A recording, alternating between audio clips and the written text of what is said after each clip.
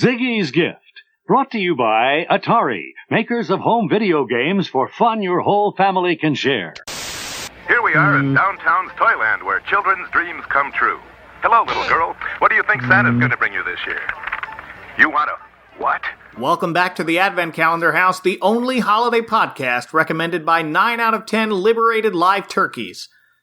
Today we take a short-statured trip to 1982 to talk about the one-off special Ziggy's Gift, starring no one's favorite Funny Papers hero.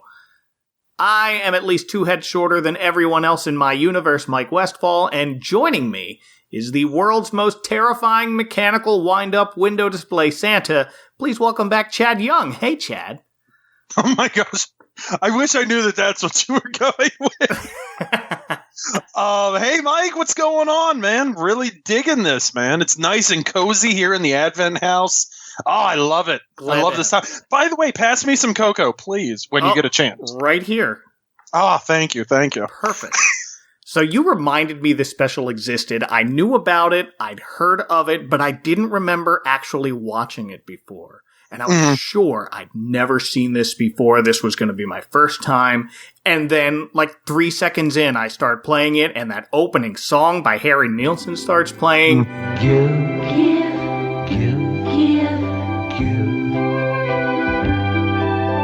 Joy.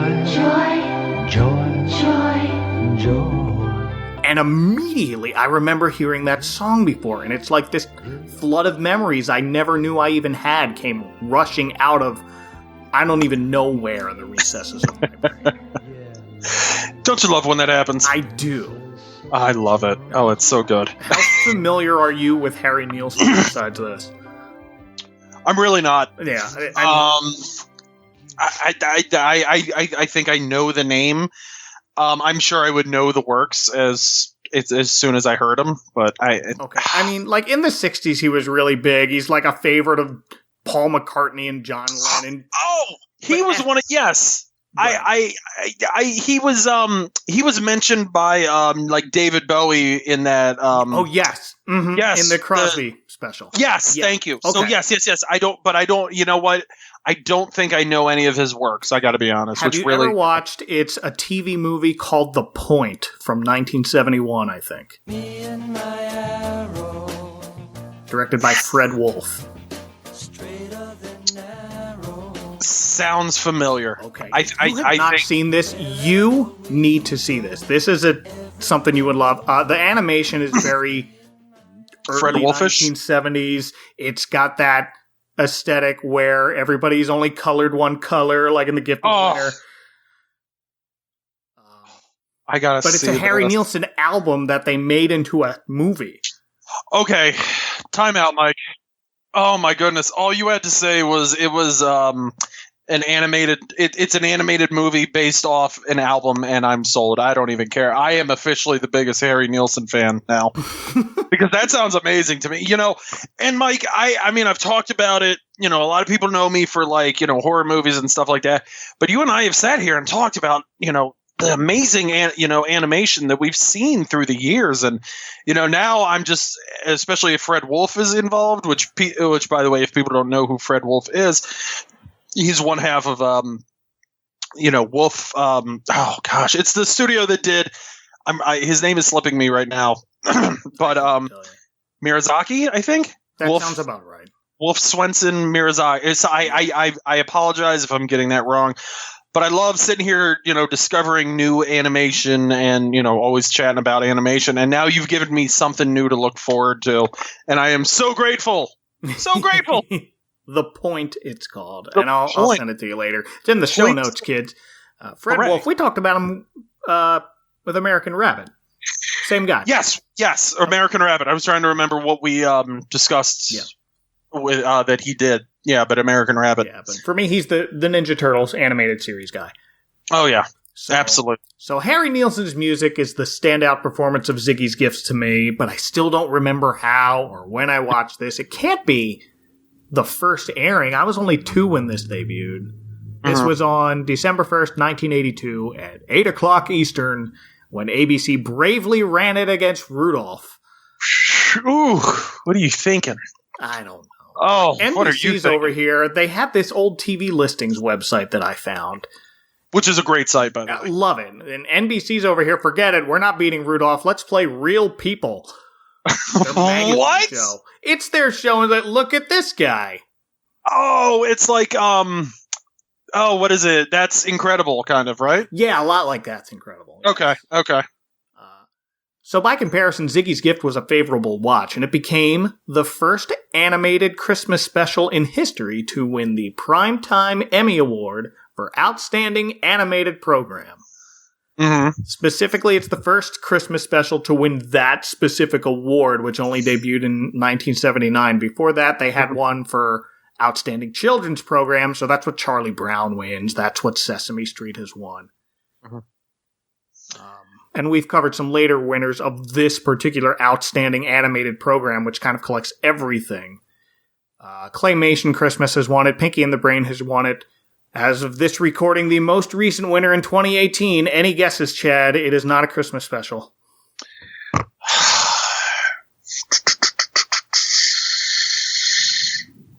I know it's not that Michael Jackson Halloween special. I know that. No. 2018, the most recent winner. 2018. It's Pickle Rick! So as you were saying... Well, speaking of oddly shaped tiny humans, Ziggy's Gift was directed by Richard Williams, best known now as the animation director for Who Framed Roger Rabbit. Yep. And it kind of shows. Yeah, well, I mean, we'll get to it, but it definitely tells, yeah. Beautifully animated, this whole thing. Absolutely. Co-written, of course, by Ziggy's creator, Tom Wilson. Not Biff Tom Wilson. You beat me to it. Happy Back to the Future Day. Happy Back to the Future Day, Morty. No, this is the late cartoonist Tom Wilson I, and the strip is continued today by his son, Tom II. Animators included Eric Goldberg, a native of Cherry Hill, New Jersey, who co-directed Disney's Pocahontas and Fantasia 2000, and he worked on Hercules and The Princess of the Frog, and most recently Moana, to name a few. Oh. Is he related to any other Goldbergs in that area? I don't know. Okay. Maybe. I know Goldbergs in that area. Do you? Or did. Maybe an Adam F. Goldberg, perhaps? Not that one. Oh, okay. Fair enough. Another animator, animation legend Tom Cito worked on this. Ooh. He worked on Williams with Roger Rabbit, a bunch of Disney Renaissance films, and then moved over to DreamWorks and worked on Ants and The Prince of Egypt and Shrek and co-directed Osmosis Jones. Oh, dear gosh. But before all that, Chad, Tom Cito was a storyboard artist on He-Man and the Masters of the Universe. Yup. He was Filmation for life. Oh, yeah. For that. He directed some episodes of She-Ra, Ghostbusters, Brave Star. Wait. Filmation Ghostbusters. Thank you. you have to specify, otherwise you are going to have a lot of Lusheimer. Well, you said Filmation. I did, but let's be fair. accurate. Yeah, and you didn't say real Ghostbusters, so I think that's fair. Yeah. Okay. I believe they branded themselves the original Ghostbusters, which is correct. Correct. Filmation Ghostbusters, technically. Yeah, no, I'm down with you on that. Yes. So Ziggy, the character, debuted as a comic strip character in 1968, started syndication in 71. He's this very short, squat, bald, big-nosed, big-footed, big-hearted man on greeting cards in a world full of humans 2 heads taller than he is. Mm-hmm. Tom Wilson Jr. described Ziggy as a lovable loser and a last-in-line character, right down to his name, inspired by his dad's experience of always being called last alphabetically, something you and I can both relate to. Oh, absolutely. Oh, gosh. Oh. Back of the class every time. Mm-hmm. So so in this special, Ziggy, despite having speech bubbles in his comic strips and greeting cards, does not speak at all in this. Not once. No. Not once. He's our silent protagonist, accompanied by his little white dog, Fuzz, voiced, of course, by Frank Welker. Surprise. Raise your hand if you're surprised. So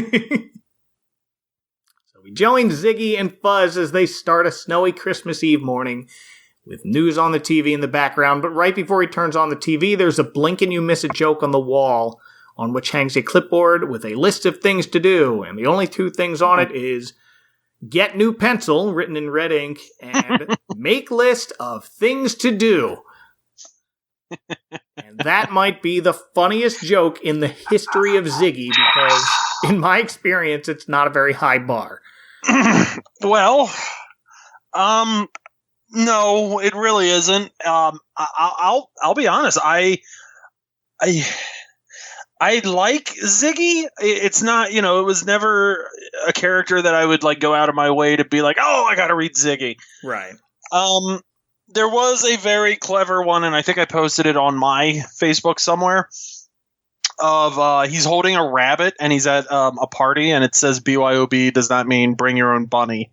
No. And I mean, that's the kind of negativity you don't need, ladies and gentlemen. But I think that's the only time I've ever really liked a Ziggy comic where I'm like, oh, that's pretty memorable. I always liked how, optimistic and, just hopeful and happy, Ziggy is, because I feel like I can relate to that. But at the same time, it's just like... it's a very specific sort of humor. I think so. And that's not a bad thing, because isn't Ziggy still going? I mean... I think so. Right. So, I mean, the Wilsons... Yeah, someone's reading the Wilsons, and I'm sure they've made a lot of money off those Hallmark cards, but just not my go-to. The time was ripe in 1982, so here we are, the anchor on TV's reporting on some sketchy street corner Santas stealing money dropped in the kettles that was supposed to go to those in need, and as Ziggy gets up and brushes his teeth, but sign number 1 that he's not the most graceful creature in this universe is... The toothpaste tube leaks in all directions, but the way it's supposed to come out, and it's supposed to be like red and white striped Aquafresh, I think. Mm-hmm. But it ends up looking like tiny little Beetlejuice sandworms to me. Yes! I actually thought Beetlejuice sandworm. I kid you not. Knew I could count on you. I really thought that. Yeah, that was just weird to me. I don't think it wasn't funny or clever. It was just like, what is happening? I didn't even know growling at it on the floor because it looks like a sandworm. It does, like a Christmas themed sandworm at that. But yeah, that was weird. I didn't. No. Grabs the morning paper from outside, and the wreath falls off his door. He tries to flip through the paper, and it all kinds of comes loose. Falls on top of him, but when he gets it together, he spots a want ad for Santas. Honest volunteers needed for charity soliciting. Oh, boy. So he rips it out of the paper, and then we get the gag of Ziggy having to arrange his drawers as stairs to get dressed, and that sums up a good 75% of jokes in this entire episode. He's short. Look, I get it, I'm 6'6", but I assume if you're a short person, I'm assuming this isn't, this isn't as, well, maybe you can find some humor in it. I don't know. And maybe, I'm short, but I'm not that short. But maybe if I stand next to you, like I'm 5'8", so yeah. Next to you, it's about the same height differential. You'll need to everyone else in this. Pretty much, you'll need to make stairs out of your dresser just to kind of give me a high five. There you go. We might have to do that. Gosh. Yes. Alrighty. Just get a chair and turns into some kind of wrestling spot. Oh gosh, can I tell you, when I met Billy West back in 2004, yes. He was kind of offended that I was a lot taller than him. So he grabs a chair and he's like, "Oh no, I've got to be the tallest one here." I don't know if he said it as a joke or he was genuinely upset because Billy's not that tall of a guy. So I have a photo of him just like doing a muscular kind of like Hulk Hogan pose. Oh, that's amazing. It is. I'll send it to you. Oh, please do. Yeah, you got it. Oh. But back to Ziggy, he breaks the mirror on the way back down. He struggles to get dressed, and then the dog comes, help wrap a scarf around himself before tying the same scarf around the dog. Do all pet owners do that, or just the short ones? Oh, no, I totally do that to my rabbits. Oh, yeah. No. Is your scarf like 15 feet long? Okay, now you're yes, but only because I'm so tall. Right. And that's it. I'd probably say that, yeah, I do have a scarf that's about probably 10 to 15 that my wife made. Yeah, so I will back that up, but I've never gone, chased my rabbits around with it and said, "Hey, get over here." Well, they step outside and he hangs his fallen wreath back in the door and heads out with sled in tow, just for his inside wreath to fall and break a light bulb candle and I think knock out the power in his apartment. I don't know. He's short and unlucky. Got it? Great. Moving on. Got it. Through the busy, snowy streets, picking up a very Charlie Brown-looking tree and nearly getting hit by a careening taxi.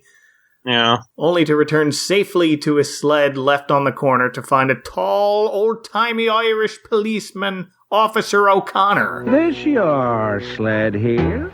And what's it doing sitting out here in the middle of the sidewalk where somebody could trip over it? A person could get hurt that way, What are you doing here? Lecturing him about leaving a sled in the middle of the sidewalk where someone could trip over it. Mike, you're making me do that Tom Likas thing again. Oh no.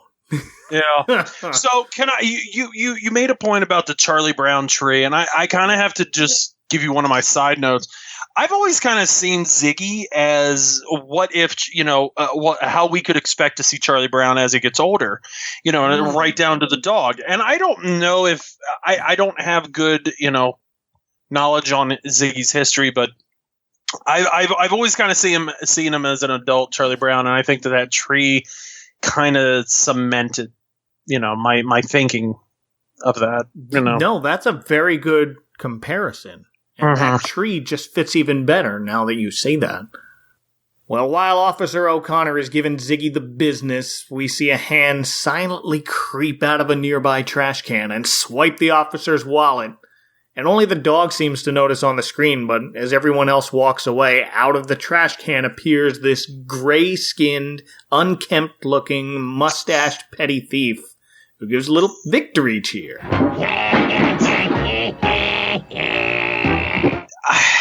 I don't know. I don't. Is this a character in the Ziggy comic, or is he just?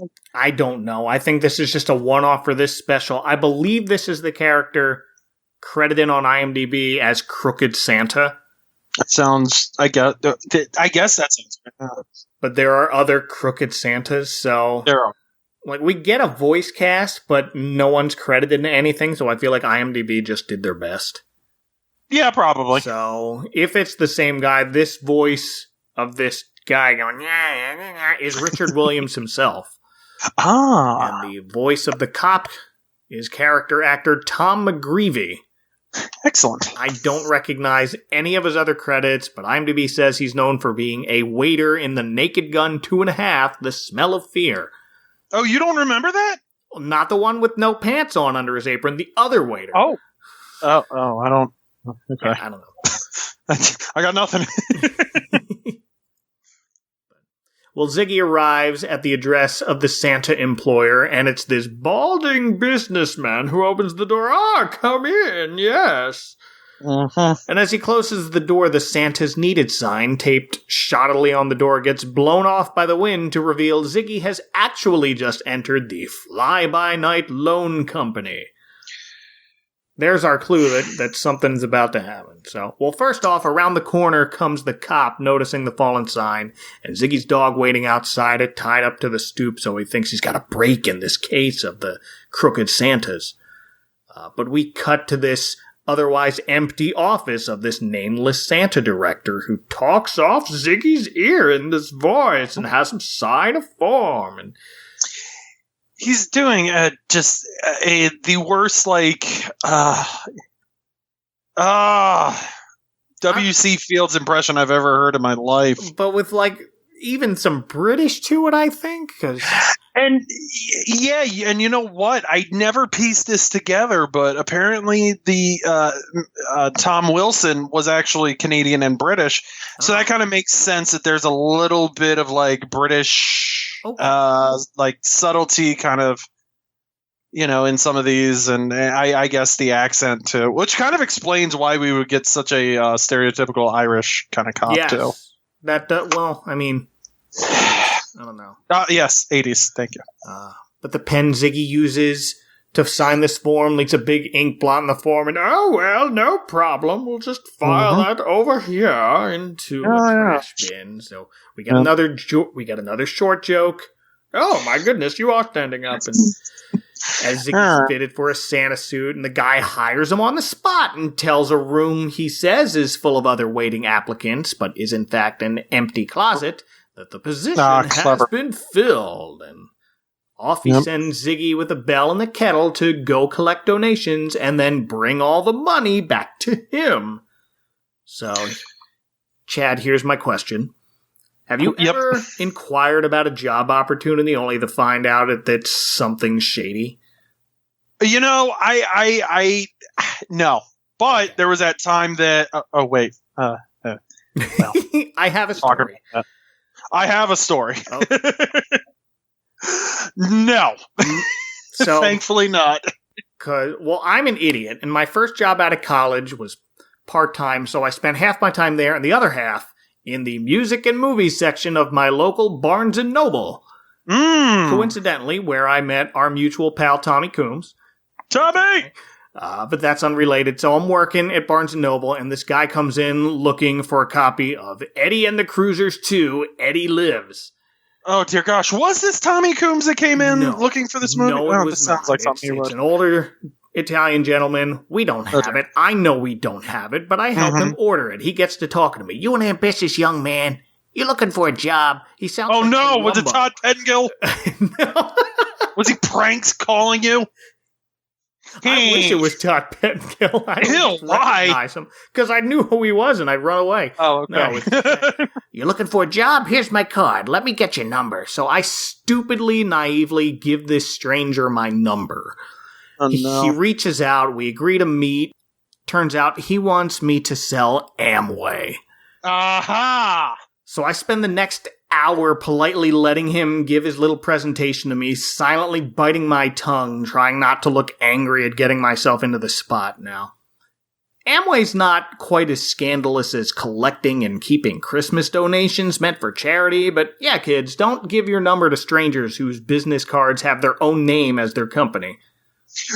Eddie. Or yeah, I'm just picturing like Jim Shooter following you around and just saying, like, jumping out of the like comic section and with like a bunch of Valiant comics. It just be like, "Hey kid, you look like a nice Valiant bunch." What? There's my story. But off goes Ziggy with his kettle and Charlie Brown tree atop his sled, and he runs into a street corner band playing God Rest Ye Merry Gentlemen as a nearby group of drunk guys sing along. And here's where Ziggy tries to pay it forward, but he finds no money in his own mitten, and that's when we see the kettle start to glow. It's making sense. And Ziggy turns and pulls out a big old stack of money out of it and drops it into the band's own kettle. So, here we should note the only witnesses to this Christmas miracle are the dog and the returning thief now hiding in a fire hydrant. I don't know how that works. But sure, Ziggy just reaches in the kettle, and for all he knows, hey, there was money in here. Okay, I kind of need to make another side point. Okay. It's around this time in the special where they're doing like the sequence where he's just walking down. It's starting to look like an NES Ninja Turtles game, like with a fire hydrant, the way he's moving. It's just very like NES. Yeah, like it's very bizarre. For the fire hydrant, there's snow on the ground, all the water's frozen. Oh, yes, that makes sense. But now we see Ziggy pass some storefronts where a group of mechanical singing angels and the giant, terrifying, wind-up Santa both malfunction.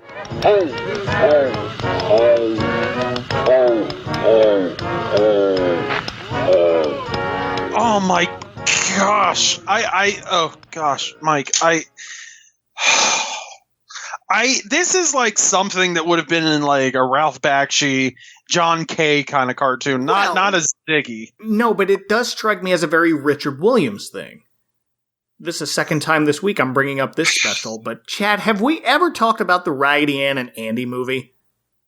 I feel like we have. It's the same kind of very fluid animation, and they have big giant candy nightmare monster in that movie that's animated very similarly to this. Right. And I just made anyone listening to this who knows what I'm talking about shiver just a little. Yeah, and it's like this. I mean, I don't think this is like as remembered, as sadly as Karuku, but like this would be terrifying enough to. Oh gosh, if I had seen that when I was a kid, I would have never wanted to celebrate Christmas ever again. No, this is the Ziggy Universe's version of Charlie Brown's sentiment that Christmas is too commercial. Giant, scary wind-up Santa that breaks down. And see, it goes right back to my Charlie Brown theory. Yes. What if I'm throwing it out there because now once you said that, it kind of got the gears turning. What if this is Charlie Brown as an adult? And Charlie Brown has kind of accepted that, he's somewhat of a loser, but he's an optimistic one. And he's seeing all this, and he's remembering, what he was saying about Christmas being too commercial as a child. Oh, yeah. It all fits. Yeah, it is. Headcanon accepted. Okay, thank you. Perfect. I knew I could rely on you. Well, Ziggy finds a spot to start ringing his bell next to a mailbox, inside of which lurks our googly-eyed thief from the fire hydrant. There he is. Crooked Santa, for reasons we'll discover shortly. Because right now he's just a bum hiding in things and swiping things from strangers. He takes a package from a passerby. We see a pair of kids dropping coins in Ziggy's kettle, or rather Santa's kettle, because that's all they see. The older one's like, I'll leave the coins and the milk on the stand. Like Cookie. Meanwhile, this thief's first attempt at grabbing Ziggy's secretly miraculous kettle are thwarted by someone shoving a large package into the mailbox. Causes the crook inside to sort of tip the whole box over on Ziggy's sled, sending his kettle and the tree flying. Sure does. And sure does. As he tries to sort out that mess, we see this bigger bell-ringing Santa steal his spot, but not in like a malicious way. He's just like, oh, this is my corner now. But not before an annoyed dog pees on his boots before he and Ziggy walks away. Was not expecting dog pee in this special. Nobody expects dog pee, but yeah, I that was one of the notes that I took. Like that was kind of like, oh, and it's not like they implied it. They actually showed him. Oh yeah, it's walking away, and there's dog piss all over the ground, and I'm just. And it's, hey, you know what? It's impressive looking dog piss. I mean, they really animated the heck out of it. Oh, yeah. No. And it's very explicit. Very. But as Ziggy walks away from our thief, credited as Crooked Santa, makes his move and swipes the big guy's entire suit piece by piece, except for the dog pee-covered boots. He's got his own shoes. He just needed the Santa bits. So again, Crooked Santa sets up his newly acquired kettle next to Ziggy, rings his bell much louder, and still the passersby just kind of drop their coin into Ziggy's kettle as our Crooked Santa swiftly swipes the man's pocket watch.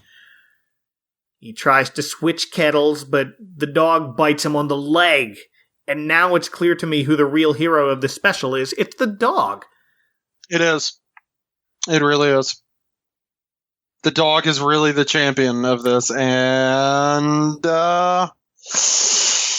yeah.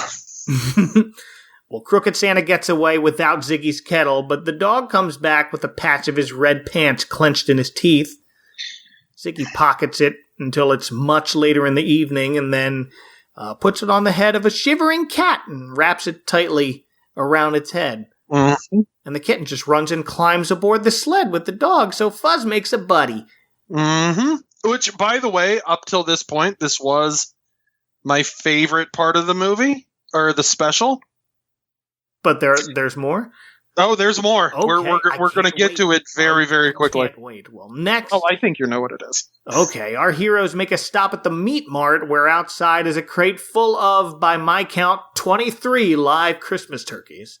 Close enough. Close enough to a 24, whose noisy, overlapping gobbles for help are all provided by Frank Welker.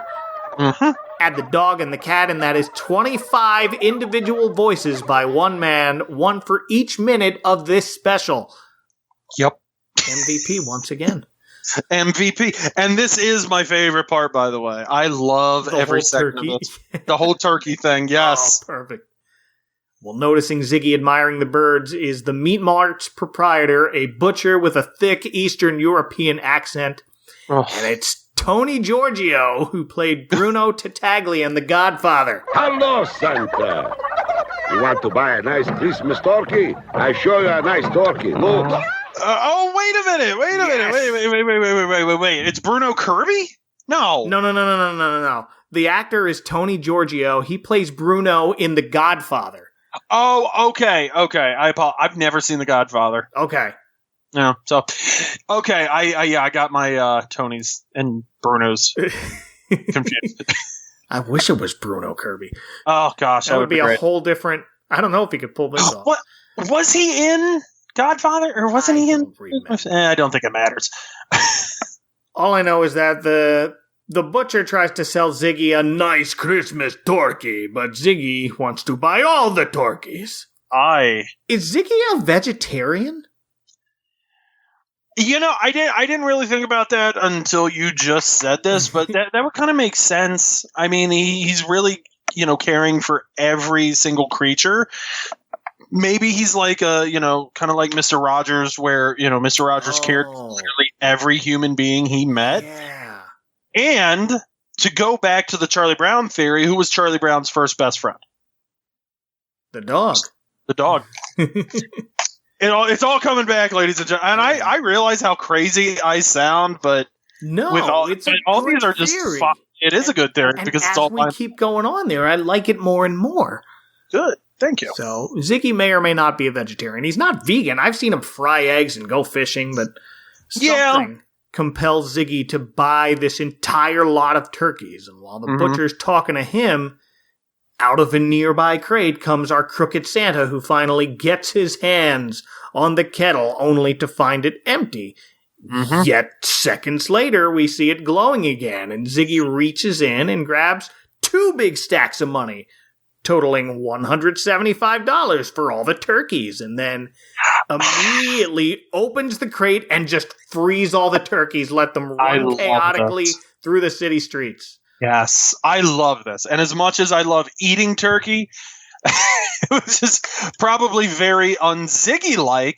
I loved seeing them just so excited and happy, and it just really made me feel good. This was a great feel-good moment. Turkeys don't, if you think about it in pop culture, turkeys really don't get those victorious moments. No, very infrequently. Yeah. And, okay, so we talked about, you mentioned that Ziggy paid $175 for all those turkeys. Yes. How much was each turkey? Because there were how many? Like, there were 20? I counted 23. 23. So that's a little over $7.50 a turkey. Okay, then the math is totally there. Okay, good. And this guy's calling it a deal. These are live turkeys now, so they might be a little, I don't know whether they're more expensive or less expensive. And plus, it was at night, and so maybe night, like it's Christmas Eve. He's not going to get rid of all those turkeys. I mean, the fact that Ziggy came by, that was,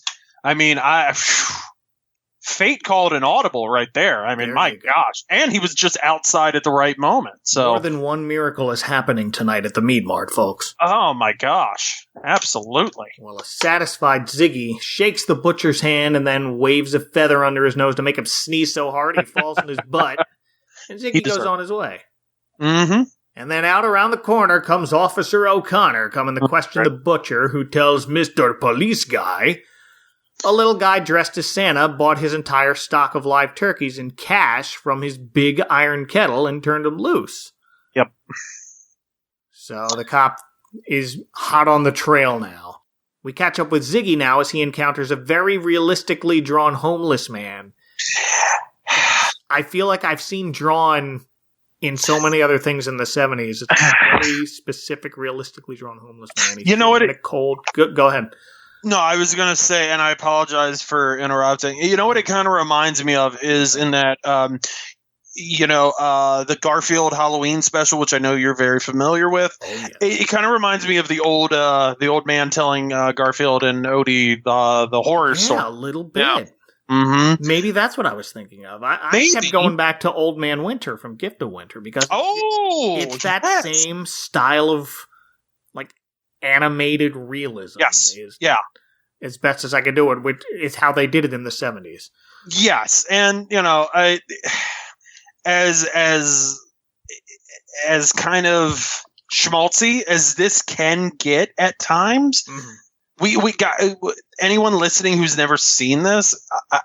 I don't think we can oversell the animation enough. Like, this is just gorgeous animation. Like, this is just phenomenal. Like, I there's not a lot of animated specials, one shots at least that I've seen animated this well.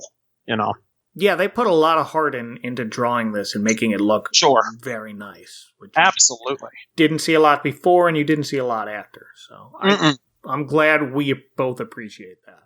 Absolutely. So it's this homeless man sitting in a cold, snowy alleyway trying to keep warm, and Ziggy takes off his Santa hat and coat and just puts it on the man before going on his way. Mm-hmm.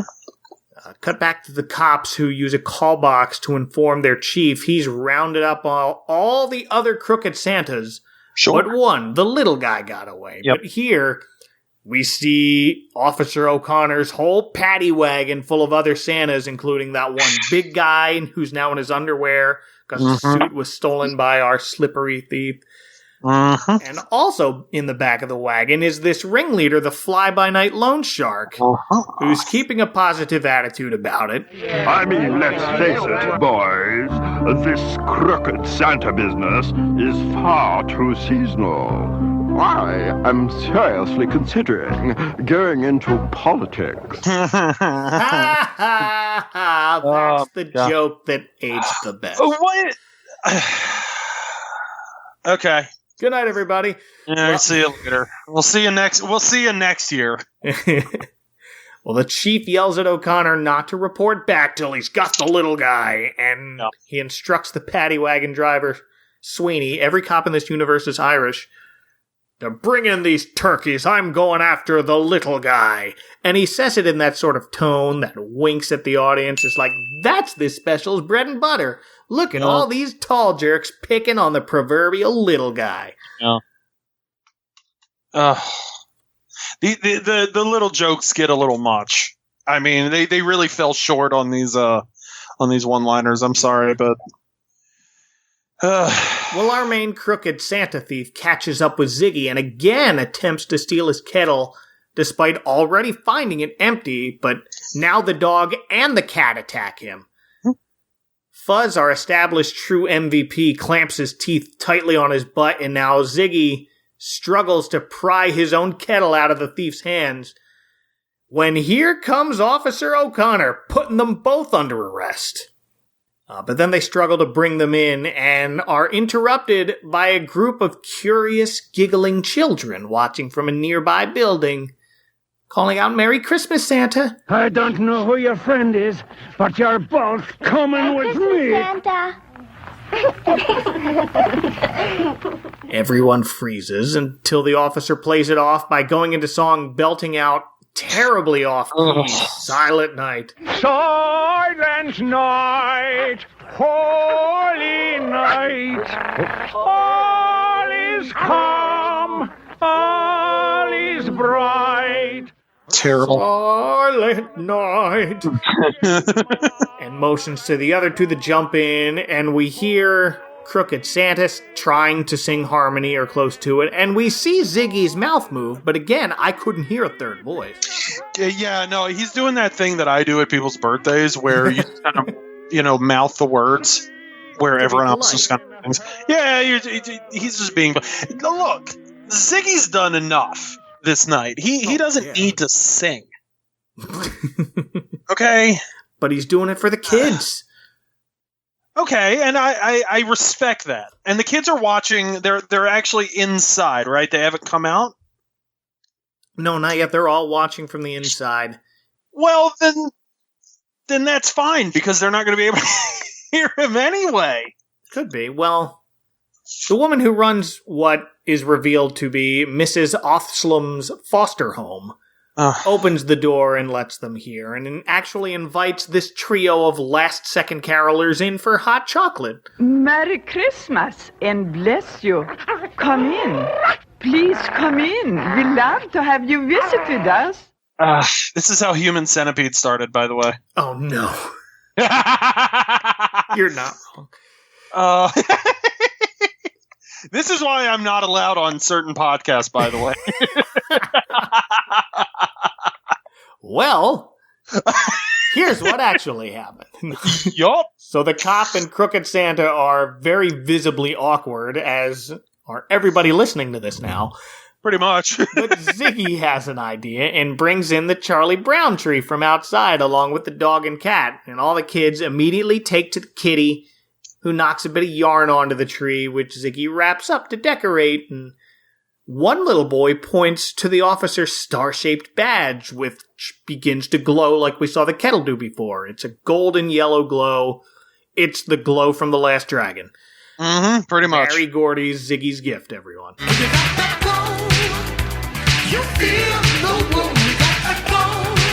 I heard I could find Leroy Green, or what is it?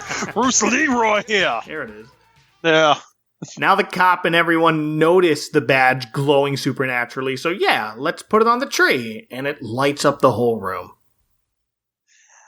I feel like this is fate, and I feel like these kids are kind of guilting the cop into feeling the Christmas spirit. I need to point out, though.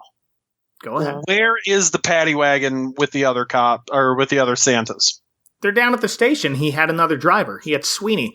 Oh, okay. All right. Yeah.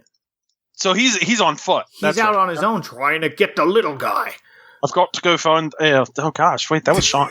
That's Scottish. What am I doing here? Oh, gosh. Okay.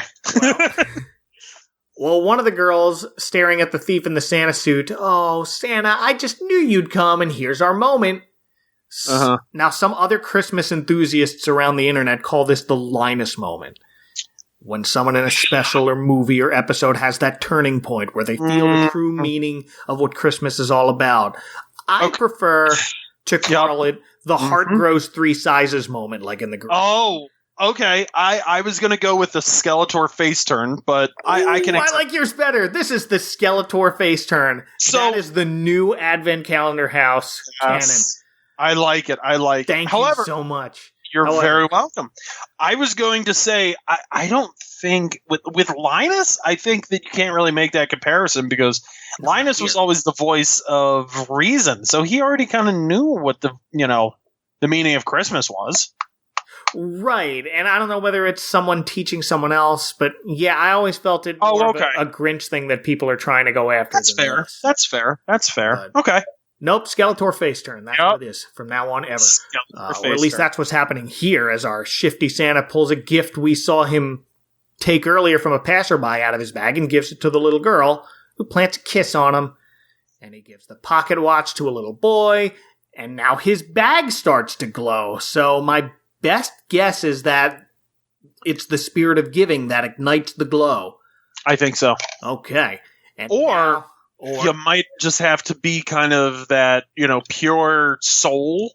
And now that he's, the thief is kind of realizing, okay, maybe I've, been doing this all wrong. He's kind of starting to realize, okay, I can definitely make a change, and I can, help instead of just take. Perfect. So, okay. And now, no, thank you. Yeah. So the now redeemed Santa pulls out a teddy bear and a train set and stuff for all the kids, and then Ziggy, who spent this whole special playing stupid with everyone, including us as the audience, kind of knowingly goes up to Santa and points to his seemingly empty bag like, aren't you forgetting something? And the last thing he pulls out is the first thing we saw him take, the officer's badge. Mm-hmm. He remorsefully returns as Ziggy gives him the old wink. Mm-hmm. Okay. Okay. I'm starting to kind of piece it together. All right. I am starting to kind of think. Ziggy has this like weird kind of maybe Christmas superpower where he can kind of make that happen, or maybe it just goes back to the, good, pure nature, pure-hearted. I don't know. But I get the sense, maybe this was a plan by Ziggy. Maybe he was leading the cop and the thief to the children's home, so he can. Yeah, is he like the Clarence of this movie? I'm starting to think he is. Whoa. I love that. Because you know what? I mean, we kind of hear the thief kind of, we kind of hear him like grumble a little, don't we? A little bit, but okay. Then his heart kind of warms like, yeah, right. I feel better already. And then the officer kind of whispers to Ziggy a little later, sorry about all that trouble between you and your friend here. So, water under the bridge for these three. Yup. It's kind of nice. Boiling hot water, because it's hot chocolate time. Yay. As Mrs. Othslum toasts our new friends, followed by the cop toasting to the little ones, especially this little guy. This little guy. To the little guy and his generous Santa friend. Well, here's when Ziggy decides to peace out, leaving the officer and his generous Santa friend with the foster kids and takes his dog home. The cat starts to follow them out, but Ziggy motions to the kids, hey, kitty. They need you more. Need another mouth to feed. Because Ziggy's about to go home with no lights on. That wreath fell. So. But we don't see that. Harry Nilsson just plays us out again. And that's it. No. A short, mushy special about giving, appropriate for a short, mushy greeting card mascot once lost with time, but now readily available if you know where to look on the internet. It's true. And I got to be honest, I don't ever remember seeing this. I mean, I was born a year after this cartoon, debuted, but right. I didn't really discover this until a couple years ago when Dinosaur Dracula had posted it on some article. And I was like, yeah, thank you, Matt. And I got to be honest, I was amazed. The animation was fantastic. It was a very sweet story. Yeah. As much as you and I just love, poking fun at these things. But the fact of the matter is, this was a great, beautiful story. And, geez, I gotta tell you, I'm kind of shocked that this was the only Ziggy cartoon. Because I don't think we've seen Ziggy in a cartoon before or since. Yeah, I don't think so. He might have popped up here and there, but I feel like he would have been ripe for a a little cameo on a Garfield and Friends cartoon where he would, because didn't Garfield make fun of Marmaduke or something like that? And I could kind of see something like that, but I don't think if this is Ziggy's only animation appearance, I'd say it's a home run. I think it got the job done very well. Oh, yeah. And you know what? This is something that I think as, as mushy as it is, I think, you could definitely add this to your Christmas playlist for sure. Definitely consider it. Check this out, folks. It's on YouTube. Probably shouldn't be. I don't know if it will be by the time I publish this, but you can find it. Yeah. You guys have a Google machine. I believe in you. Just like Ziggy believes in you.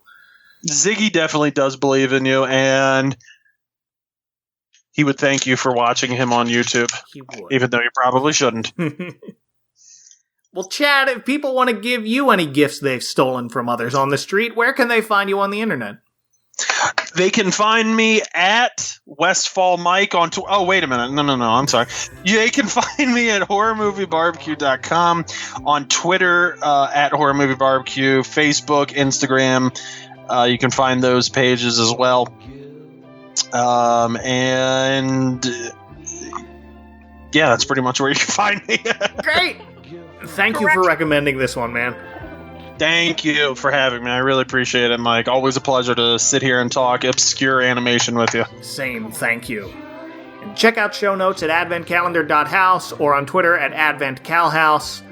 I'll be back with another Christmas special in a couple days. Until then, for Chad Young, from a noisy crate full of live turkeys, this is Mike Westfall saying, please watch out for the icy patch. Gobble, gobble, gobble.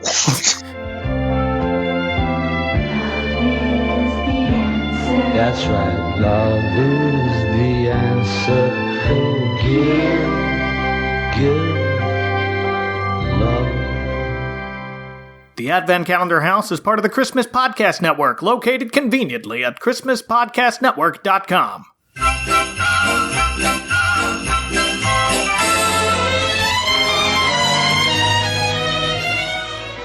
We're the elves from Tis the Podcast. I'm Anthony. I'm Julia. And I'm Tom. And Tis the Podcast is a proud member of the Christmas Podcast Network. Join us each week as we rank, review, and discuss all your favorite Christmas movies and television shows. Sometimes we agree, sometimes it's a verbal brawl, but each and every week is guaranteed to be fun. Come join us.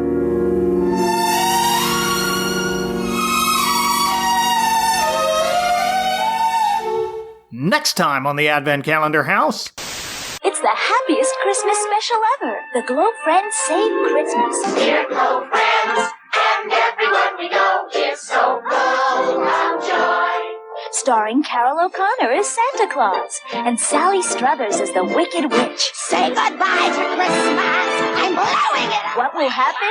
Find out in the Glow Friends Save Christmas.